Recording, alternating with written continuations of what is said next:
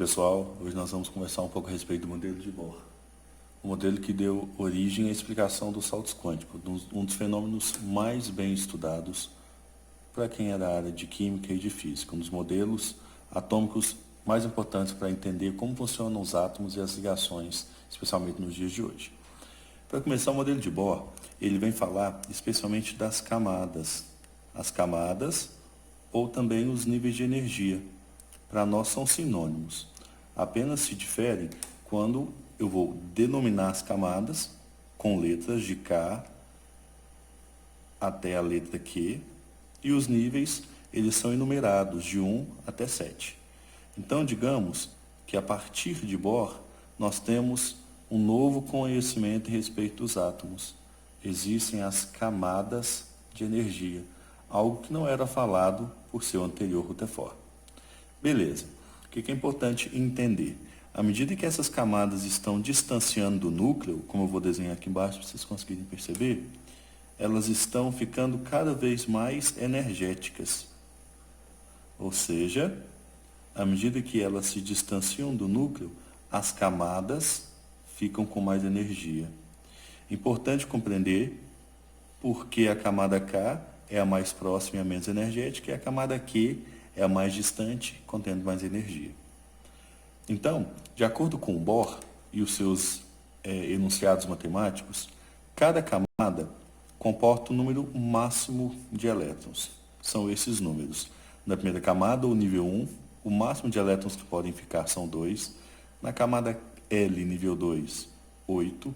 Camada M, nível 3, 18. Camada N, nível 4, 32. Camada O, nível 5, 32. Camada P, nível 6, 18. E a camada Q, nível 7, 8 elétrons. No total de 118 elétrons. Professor, existe possibilidade de ter mais? Sim. Porém, atualmente, o átomo com maior número de elétrons tem 118 elétrons. Então, posteriormente, se sintetizarem átomos com maior número de elétrons, essa camada vai ter um acréscimo, vai ter a próxima camada. R aqui, talvez, oitavo nível. Ok? E vamos entender o que seria o fenômeno do salto quântico. Se vocês compreendem que a energia dos elétrons ela aumenta à medida que eles se afastam do núcleo, o conceito de saltos quânticos fica fácil de compreender. Eu vou desenhar aqui o átomo agora por outra perspectiva, representando seu núcleo, positivo, denso, carregado de prótons e nêutrons, e aqui as camadas ou níveis de energia. Vou enumerá-las aqui, enumerá-los como nível 1, nível 2, nível 3, nível 4 e nível 5. É só um exemplo, tá? Imagine que aqui no nível 1 eu tenho um elétron. Esse elétron, ele nasceu aqui, ele foi criado aqui. Então, a gente diz que ele está no seu estado fundamental. É o estado de energia desse elétron. Estado fundamental. Importante, esse estado fundamental é o estado de menor energia desse elétron. Se eu tivesse, por exemplo, um elétron aqui no nível 2, esse elétron também estaria no seu estado fundamental. O elétron ele não pode descer, ele não pode ter menos energia do que ele tem quando está no estado fundamental. Beleza. Agora imagine que esse elétron aqui do nível 2, ele recebe energia.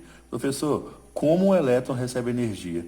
Na verdade, não é o elétron que recebe energia, é todo o átomo que recebe energia, e como ele recebe energia, ele passa essa energia para os elétrons. E os elétrons, um de cada vez, eles sofrem o que eu chamo de salto quântico. Entendendo isso, seria isso daqui, ó. O elétron que está no nível 2, ao ganhar energia, ele vai para o nível 3, que é o nível de maior energia em relação à inicial. Uma vez que ele foi para o nível 3, esse elétron ele já não está no seu estado fundamental mais. Ele está no que eu chamo de estado excitado. Estado excitado. Estado de maior energia, estado de maior excitação. Porém, ele não consegue ficar aqui durante muito tempo. Então, a energia que ele ganhou, a gente fala que ele ganha um quantum de energia. Ela não é suficiente para mantê-lo aqui sempre. Então, quando esse elétron excitado ele volta para o seu estado fundamental, como consequência, existe uma emissão de energia. Como, professor? Se ele, ao ir para o nível mais energético, ganha energia, ao retornar para o seu nível de origem, ele libera essa energia. Essa energia liberada é liberada em forma de luz ou radiação. Então, vamos dar um zoom aqui nessa região de cá, só para ficar mais compreensível. Olha só. Deixa eu ver se está pegando ali ainda. Tá. Em outras palavras, quando o elétron salta, ele absorve energia. A gente fala que ele absorve um quantum de energia. O que é quantum? Quantum significa quantidade. Ele absorve uma determinada quantidade de energia. E aí, quando esse elétron que foi excitado volta para o seu estado fundamental, ele libera energia na forma de um fóton. E quase sempre esse fóton vai ser uma luz visível. Então eu tenho alguns exemplos aqui, ó. Um dos principais está representado no videozinho que segue anexo, que é o videozinho que fala sobre o salto quântico na cozinha. Nesse exemplo, nós temos a possibilidade de entender como que com sal de cozinha eu consigo representar o modelo atômico. Eu fiz o seguinte, eu coloquei o sal no fogo e eu observei a excitação dos elétrons presentes no íon do sódio. Isso é possível de ser observado também nos fogos de artifício.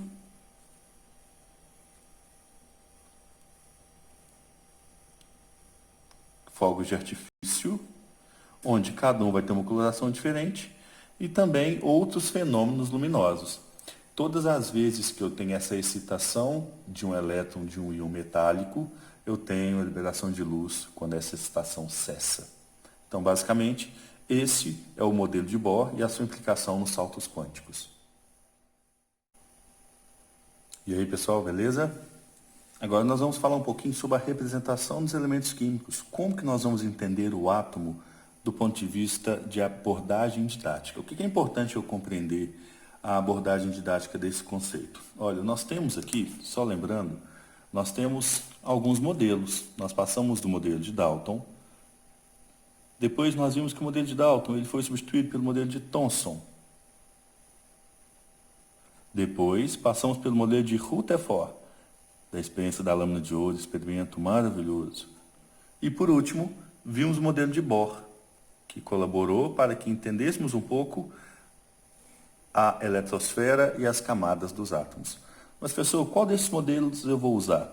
Cada um tem uma especificidade, cada um tem uma aplicação.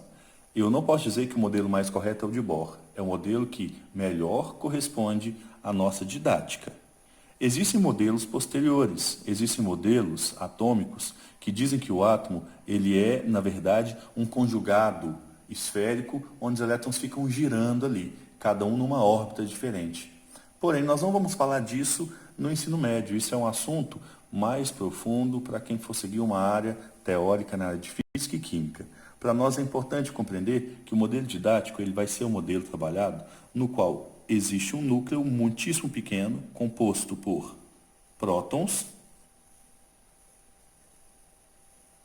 são partículas positivas, composto por nêutrons no seu núcleo, partículas, como o próprio nome já indica, neutras, e circundado por elétrons nas eletrosferas, na eletrosfera. Esses elétrons, eles têm característica negativa. Então, nós vamos trabalhar com essa representação do átomo, elétrons negativos. E aí é importante observar que, o que eu sei dos prótons? Os prótons, eles são positivos e têm uma massa interessante, uma massa relativa. Os nêutrons são nêutrons e também possuem uma massa relativa. A massa do próton e do nêutron ela é aproximadamente igual, ela é mais ou menos a mesma. Enquanto os elétrons, eles apresentam uma massa desprezível. A massa desprezível, em alguns casos, ela está sendo representada pelo número zero. Mas desprezível é diferente de zero. É muito baixo, mas é diferente de zero. Tá ok? Então nós temos o núcleo, uma região muito pequena. O núcleo, ele é muito pequeno, porém ele guarda cerca de 99,99999% da massa do átomo. Então, nós temos um núcleo pequenininho, porém extremamente pesado quando comparado ao átomo todo. E a eletrosfera, essa região volumosa, que quase não tem massa. Ela tem uma massa muitíssimo pequena, uma massa desprezível. Então esse é o modelo que nós vamos considerar um modelo didático. Aquele modelo que explica as ligações químicas, que explica a maior parte dos fenômenos que a gente estuda no ensino médio. E o que é importante nós entendermos disso? A neutralidade de um átomo. Quase sempre a espécie química estará neutra. Por quê? O número de elétrons, que são cargas negativas, aparentemente é igual ao número de prótons, que são cargas positivas. Então, quando isso acontece, eu tenho o meu átomo, eu tenho a minha espécie neutra. Por quê? A quantidade de cargas negativas e positivas é a mesma. E aí vamos entender como que esse elemento químico é representado.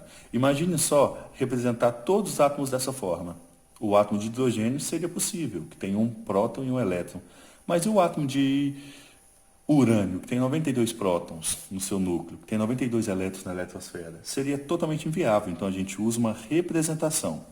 Essa representação ela é muito simples. Ela é composta pelo símbolo do elemento químico, que eu vou chamar arbitrariamente de X. Nessa representação tem em cima a massa, que eu chamo de A, e a massa do átomo, como eu falei que ela está toda no núcleo, é representada pelo número de prótons mais nêutrons. E embaixo eu coloco o Z. O Z é o meu número atômico, que sempre vai ser o número de prótons.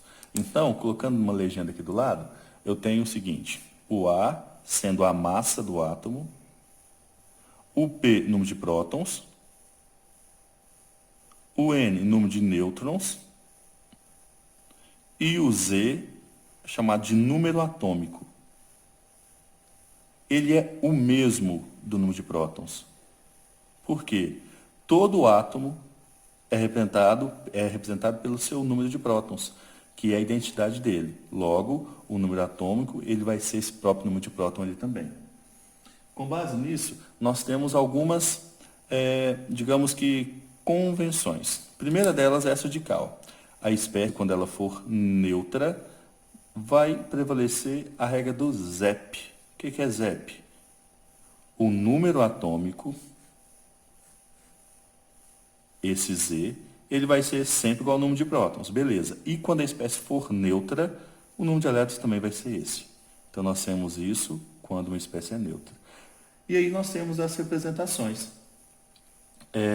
Os nomes que já são conhecidos de vocês. Os isótopos, os isótonos e os isóbaros. E temos um novo, que são os isoeletrônicos. Isso aqui é assunto para a gente discutir posteriormente. Vamos comentar um pouco a respeito dessa semelhança entre os átomos. Isso pode ser batido, pode ser revisão do ano passado, mas tem algumas novidades aqui que são importantes vocês entenderem. Para começar, os isótopos. Os isótopos, desses 4 grupos aqui, com certeza é o grupo mais importante. É aquele que tem mais relevância, que é mais abordado nas questões, até mesmo na literatura. Lê-se mais sobre isótopo do que os outros 3.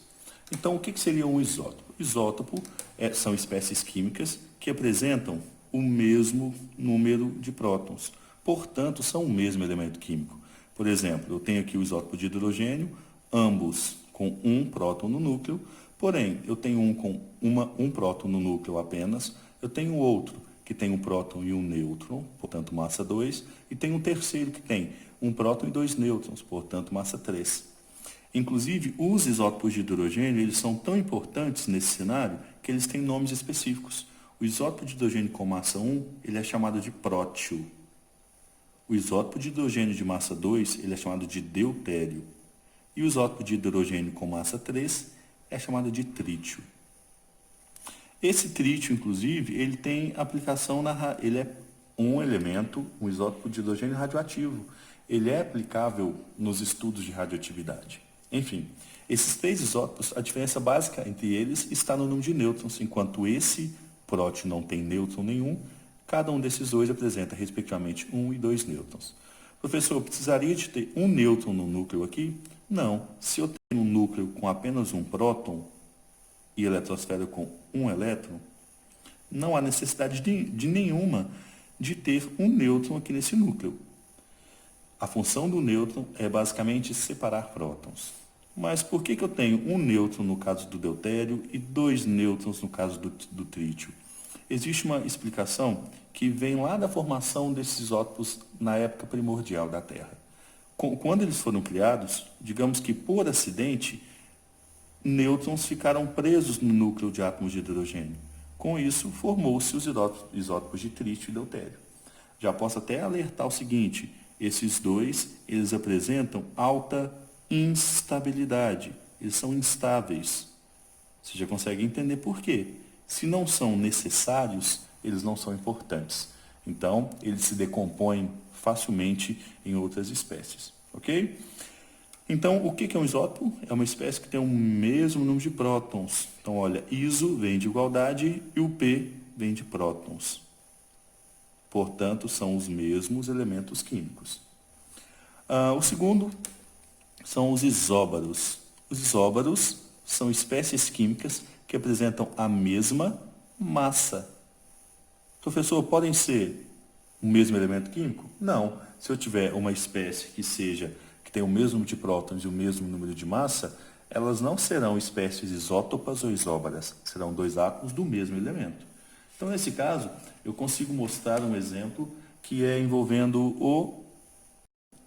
Lembrando que, em se tratando de isótopos, é comum eu apenas me referir a eles como o nome do elemento e o seu número de massa, hidrogênio 3, que no caso seria o trítio. Às vezes é comum ouvirmos falar sobre o carbono 14. O que é o 14 aqui? O 14 representa a massa desse átomo de carbono. Outro exemplo, urânio 235. Esse 235 que vem depois do nome representa a massa desse isótopo de urânio. Voltando para os isóbaros. Eu tenho aqui a representação. Lembrando que eu falei anteriormente, embaixo fica o número atômico, embaixo fica o número atômico, em cima fica o número de massa. Nesse caso, as duas espécies apresentam a mesma massa, números atômicos diferentes. Então, o cálcio 20 e o cálcio 40 e o potássio 40 são espécies isóbaras. O terceiro caso são os isótonos. É um tipo de semelhança que fica subentendida, fica escondida. O que é comum, o que é igual nos isótonos? O número de nêutrons. Então, tomemos como exemplo o carbono 14, 6 e o oxigênio 16, 8. Aparentemente, vamos lembrar aqui que é o número de nêutrons que tem que ser igual. Aparentemente, o número de massa é diferente entre os dois. O número de prótons ou o número atômico também é diferente. Então, o que há de igualdade entre os dois? Lembrando, se eu sei que a massa é o número de nêutrons mais o número de prótons, eu consigo deduzir dessa equaçãozinha simples que o número de nêutrons é o número de massa menos o número de prótons. Então, quando eu visualizar isso aqui, a massa menos o número de prótons, 14 menos 6, 8 nêutrons. 16 menos 8, 8 nêutrons. Ou seja, essas duas espécies, as duas apresentam 8 nêutrons. Por isso, são espécies consideradas isótonas. E agora um que é novidade. Talvez eu tenha apenas ventilado isso no ano passado para vocês. As espécies isoeletrônicas. O que é comum numa espécie isoeletrônica? O seu número de elétrons. Então, tomemos como exemplo essa escala, essa sequência de espécies. Neônio, 20, 10. Sódio, mais 23, 11. Magnésio, 24, 12, 2 mais. E o flúor, 19, 9, 1 menos. Lembrando, o que são essas cargas? Essa minha espécie é uma espécie neutra. Por que ela é neutra? Ela não possui carga.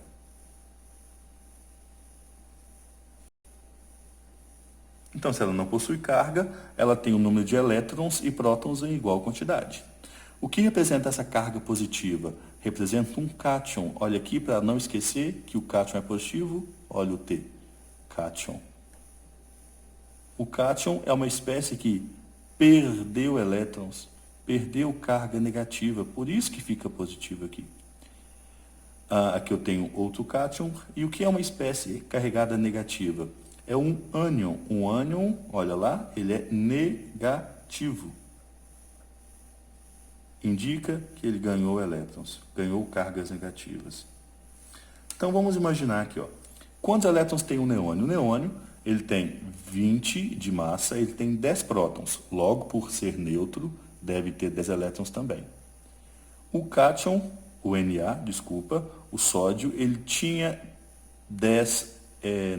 11 prótons e 11 elétrons. Como ele perdeu elétron, então ele passa a ter 10 elétrons. O magnésio, ele apresenta 12 prótons e tinha 12 elétrons, mas como ele perdeu 2, ele também fica com 10 elétrons. E por último, o flúor. O flúor, ele tem 9 prótons, porém, quando ele está na forma de ânion, ele continua com os 9 prótons, mas ele ganha um elétron. Então, ele tem 10 elétrons aqui. Então, o que eu posso dizer dessas 4 espécies aqui? Todas apresentam... Vou colocar aqui, senão vocês conseguem ver. Todas apresentam 10 elétrons. Ou seja, são espécies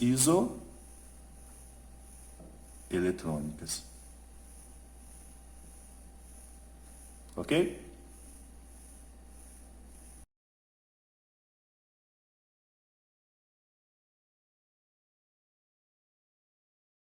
E aí, pessoal, hoje nós vamos falar sobre o diagrama de Linus-Pauling. Como que é essa representação? Por que é utilizado? Não é apenas um mecanismo para decorar e colocar os números de forma arbitrária. Tem toda uma explicação científica, técnica, matemática em cima disso. Nós vamos tentar, por meio dessa explicaçãozinha bem breve, fazer vocês compreenderem como que funciona o diagrama de Linus-Pauling. Primeiro, o diagrama de Linus-Pauling foi um diagrama que foi feito por outros cientistas também. Quem ficou com a forma foi Linus Pauling, mas outros cientistas colaboraram para que esse diagrama fosse construído. Linus Pauling e sua equipe, ele conseguiu medir a energia dos elétrons por meio de cálculos matemáticos. E ele descobriu que elétrons, mesmo que estivessem no mesmo nível de energia, eles apresentariam energias diferentes. E ele tentou, por meio desse diagrama, explicar como que os elétrons faziam. Então, nós já conhecemos as camadas eletrônicas. Eu vou colocar aqui níveis de energia, porque eu vou precisar dos numerozinhos. Vou precisar do 1, 2, 3, 4, 5, 6 e 7. Então, eu tenho 7 níveis de energia. 1, 2, 3, 4, 5, 6 e 7. E aí eu sei que um número de elétrons máximo em cada um desses níveis é, respectivamente, 2, 8, 18, 32, 32, 18 e 8, como já havia sido mostrado em outros exemplos aqui. O que Linus Pauling percebeu? Ele observou que esses dois elétrons, apesar de estarem no mesmo nível de energia, não apresentavam a mesma energia. Ele observou que esses 8 elétrons aqui também apresentavam energias diferentes. Mas essas energias elas não eram tão diferentes assim, por isso que eles estavam no mesmo nível. E aí ele começou a trazer um conceito dos subníveis de energia. Então, pera lá, vamos entender o que seria isso. Níveis, professor, de 1 a 7? Sim, níveis dizem das camadas de energia, aquelas que estão ao redor do átomo, do núcleo, melhor dizendo. E o que seria o conceito de subnível? Subníveis, para um entendimento mais geral, mais leigo, o subnível de energia diz da maneira entre aspas, maneira de o elétron orbitar em torno desse núcleo. Como assim? Olha, vamos primeiro entender quais são os subníveis que eu consigo ilustrar aqui como seria esse desenho. Os subníveis são 4. Subnível S, P, D e F. De acordo com Linus Pauling, cada subnível comporta um número máximo de elétrons também. O S só permite que 2 elétrons fiquem nele. O P só permite que 6 elétrons fiquem nele. O D só permite que 10 elétrons fiquem nele. E o F só permite que 14 elétrons fiquem nele. Lembrando que eu não posso, numa mesma camada, preencher o F sem preencher o S. Então, eu vou preenchendo os subníveis em ordem crescente de energia. Sendo assim, se eu tiver 32 elétrons, primeiro eu coloco 2 no subnível S, depois eu coloco 6 no subnível P, 10 no D e 14 no F. Eu não posso saltar do S para o F. Então, ele conseguiu observar que alguns elétrons eles giravam de um jeitinho S, vou chamar aqui. Que jeito é esse? É, digamos que o giro desse jeito aqui, ó, circular. Os elétrons giravam os dois de forma circular. É o que ele chamou de giro ou então de orbital S, que é a mesma coisa que subnível para nós aqui. O que seria o subnível P? A maneira de girar no subnível P. Primeiro, ele já tinha sacado que os elétrons giram em pares. Então, peraí. Se o P ele tem 6 elétrons, então eles giram em 3 pares. Então, acompanhe isso aqui, porque é um pouco abstrato, mas é fácil de ter essa percepção. Imaginando aqui, ó, os 3 eixos do plano cartesiano. Eixo X, Y e Z. Eu tenho isso aqui de forma tridimensional. De acordo com Linus Pauling, os 6 elétrons do subnível P, eles girariam aqui, ó. 2 deles girariam fazendo esse movimento aqui, ó. Olha só. 2 outros girariam fazendo esse movimento aqui, ó. Olha só. E 2 deles girariam fazendo esse movimento aqui, ó. Eu não sei se dá para vocês perceberem, mas se eu tivesse 3 pares de balões, o que eu faria se nós estivéssemos de forma presencial na sala, eu teria aqui, ó, um par de balão aqui, um par de balão aqui, um par de balão aqui. Então, observe como que os 6 elétrons do P giram de forma diferente quando comparados ao S. Professor, e o D e o F? Nem se eu quisesse eu conseguiria representar aqui no papel em 2D o giro desses dois. Uma vez que tem mais elétrons, esse giro fica muito mais complexo. Por isso, o subnível de energia, ele vai ter mais energia à medida que tem mais elétrons, no caso o F. Então, só para vocês entenderem, de acordo com o diagrama de Linus Pauling, os elétrons numa mesma camada, eles podem girar conforme essa distribuição dentro dos subníveis. Espero que tenha ficado um pouco claro. Se não tiver ficado, a gente volta a discutir isso aqui depois, no momento do ao vivo. E o que acontece? Vamos descobrir como que o diagrama de Linus Pauling foi feito. Muito simples. Se o nível 1 comporta 2 elétrons, esses elétrons obrigatoriamente ficarão no subnível S. Ou seja, eu tenho os 2 elétrons do primeiro nível no subnível S. Um S2. Professor, e no segundo nível eu tenho 8 elétrons? Então, peraí. No segundo nível, 2 elétrons ficam no subnível S. E os outros 6 no subnível P. Por quê? Eu tenho aqui, olha, 8 elétrons distribuídos. 2 no S e 6 no P. E no terceiro nível, eu tenho 18 elétrons. Portanto, 2 ficam no subnível S, 6 ficam no subnível P e 10 no subnível D. Reparem que os 18 elétrons foram distribuídos, seguindo a ordem de energia de subníveis. Vou completar aqui mais rápido um pouquinho. 4S2, 4P6, 4D10, 4F14. Depois, 5S2, 5P6, 5D10, 5F14, 6S2, 6P6, 6D10. E o último, 7S2, 7P6. Pessoas, se descobrirem um elemento com mais 118 elétrons, beleza. Já tem uma possibilidade, já tem aqui, ó, um cantinho esperando ele aqui, ó. O 8S2 já está aguardando esse novo elemento ser sintetizado. Acredito que demora um tempo, tá? Mas enfim, se ele for sintetizar, tem um espacinho para ele aqui ser criado. E aí o que ele descobriu? Já que ele fez cálculos matemáticos, lembrando que ele fez cálculos aqui da energia dos elétrons, não foram só análises teóricas, foram cálculos matemáticos de extrema complexidade.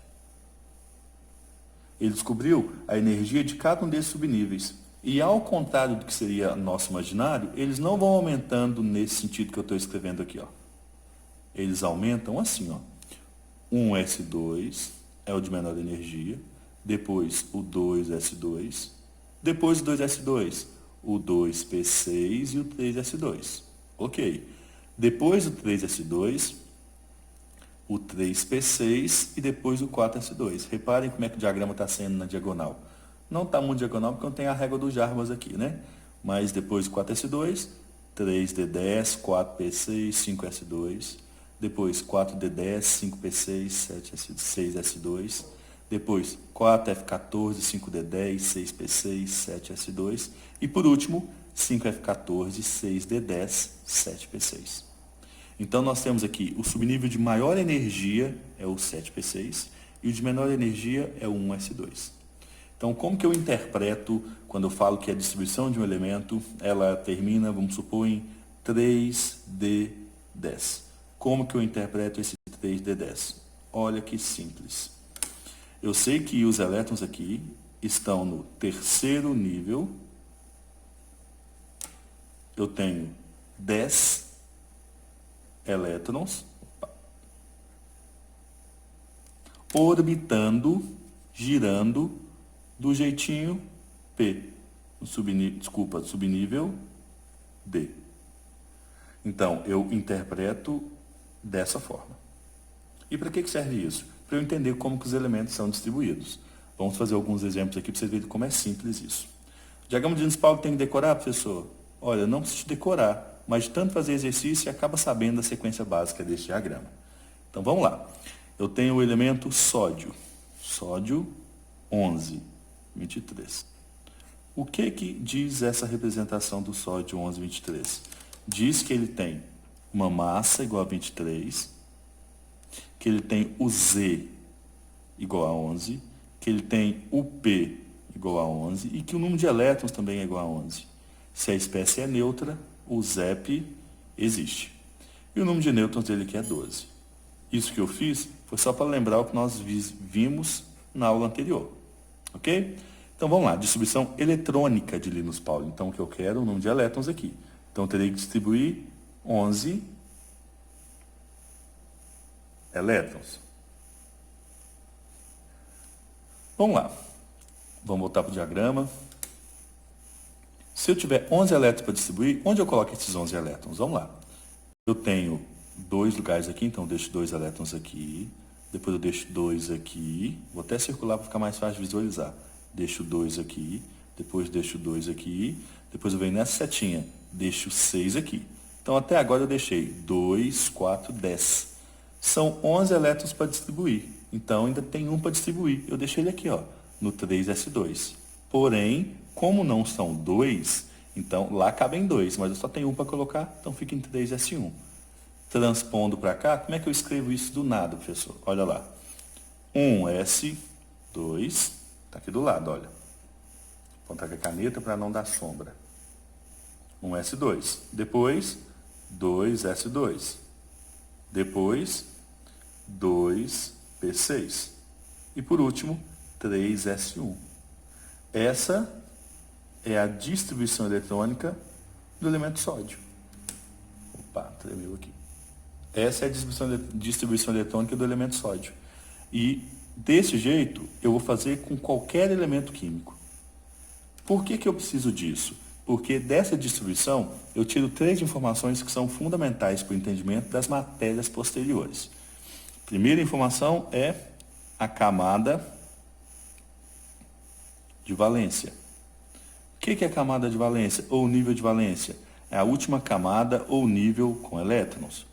Então vamos ver aqui, ó. Eu tenho nível 1, nível 2 e nível 3. Camadas K, L e M. Qual foi a última camada a receber elétron? Foi a camada M. Então, A camada de valência do sódio é a camada M. Ou, se eu preferir, nível de valência, nível 3. Primeiro conceito que eu preciso saber é esse. Segundo conceito que vai ser muito importante, muitíssimo importante, são os subníveis de valência. O que são subníveis de valência? Muito simples. Subníveis que estão na camada de valência. Então, vamos verificar aqui, ó. Se a camada de valência é essa, quais são os subníveis ou qual é o subnível que está nela? É o subnível 3S1. Pronto. Fácil. E o terceiro conceito é o conceito que é um dos mais importantes para nós. É o subnível mais energético. Ah, pessoal, é fácil. O subnível mais energético, obrigatoriamente, é o de valência. Nem sempre. Como é que eu vou saber qual é o subnível mais energético? Simplesmente eu vou analisar a minha distribuição. Onde ela parar, eu tenho ali o meu subnível mais energético. Então, vamos verificar. Onde a minha distribuição parou? Parou no 3S1.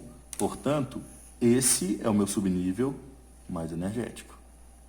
Então, esses 3 conceitos são fundamentais para que a gente possa compreender as matérias que vão vir. Ok?